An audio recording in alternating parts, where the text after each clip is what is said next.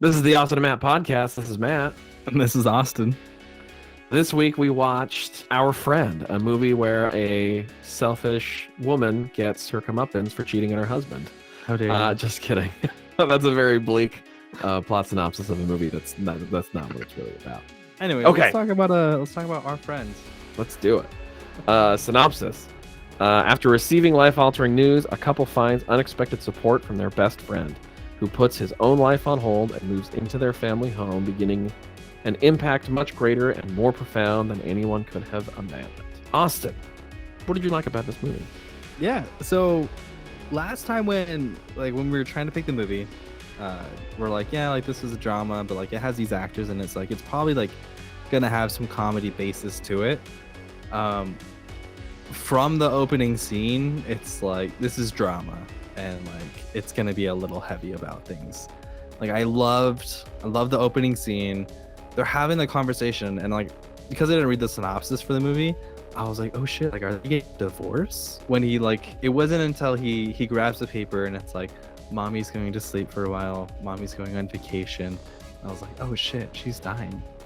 But like as this is happening, the scene is like slowly pulling out and you're getting just slight visuals between him and then the wife like shortly comes in a little bit. She's focusing at the end. I was like, this is awesome.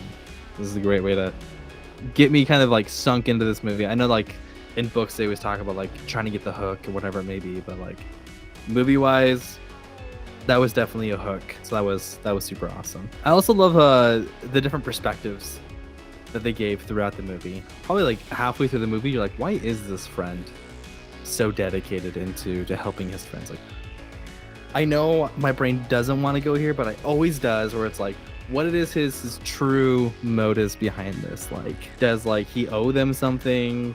And you just kind of you start to think about it, but then they give you the answer. And I mean, whether it was assumed or my mind went there, but like he went on these hiking trips. It almost related it to like kind of like the Suicide Forest in Japan.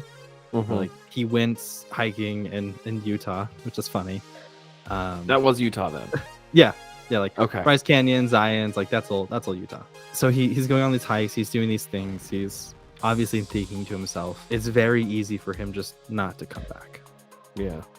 And for him to like meet somebody who was like, no, like I need the company, and like they're talking, and then she gets to share like all these things that are going on in her life that were nice, and then just that point where it's like, I came out here 6 years to kill myself. I don't know if that's what you're planning to do, but this is at least the light at the end of the tunnel that came for me. And it was like, wow, that's a hard message. And I didn't really get the impression that like he was going to kill himself, but it's like, yeah, like that is totally something. Did. I think he was absolutely going to kill himself, but keep going. Yeah, when he gets back to his car, and I'll have you talk about it because it's one of your points, but it was just like, well, now we know. Now we know why, like, what is his true motives, and it's like, without them, there wouldn't be really him at this point. So now it's like a debt, but it's not like a forced debt. Like he feels indebted to them. That, like, so you do agree that he was going to kill himself then? Yeah. Like looking back at like the whole moment, like putting it all together, like the panic that he was feeling at the house, just how he was thinking about things, the early morning leave. He seemed short with his brother, which his brother, although he had like a super small role, I love that actor. Oh really? He plays a character in Supernatural. But like for me, as like kind of like a whole eclipse of the movie, it was pretty okay. It was drama. Drama isn't like my favorite genre of movie. I thought it was fun. Thought it was nice. What did you like about this movie, Matt? Dynamite cast, which I talk about a lot as my likes. Not that I knew really who anybody else was here besides Casey Affleck, Jason Segel, and Dakota Johnson. Just three like awesome actors. So that was great to see them. And like Casey Affleck obviously killed it. Jason Segel killed it. She did great. Man, and like just along with her like performance, the part where she's just being like absolutely terrible and saying horrible things to her husband and horrible things to Dane, I was like, man, this is incredibly believable. Like I just feel so many complicated emotions towards Dakota Johnson right now because that character is just like she was being mean, and then when she said, "No wonder I had to find someone else because you're a coward," I was like, oh, My heart. I mean, just would be yeah, oblivion. yes.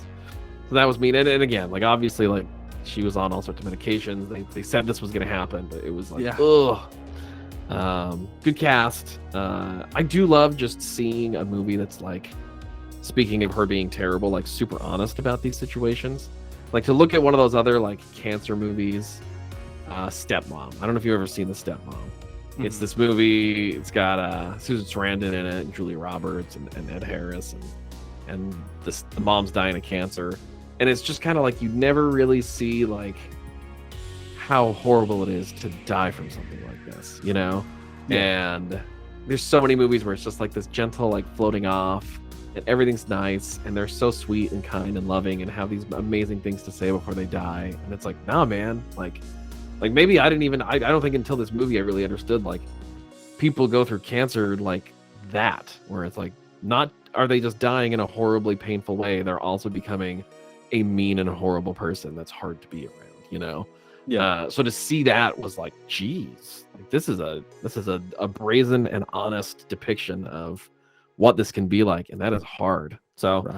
I like that. That voicemail, I think we already kind of talked about it, but that idea that it's like, oh wow, like this is why he has just shown up and put his life on hold and basically left like a cute, wonderful girl, as far as I could tell, to do this because he literally owes this family his life. Like he would have been dead without them. And I thought that was a really like hard hitting scene that I really liked.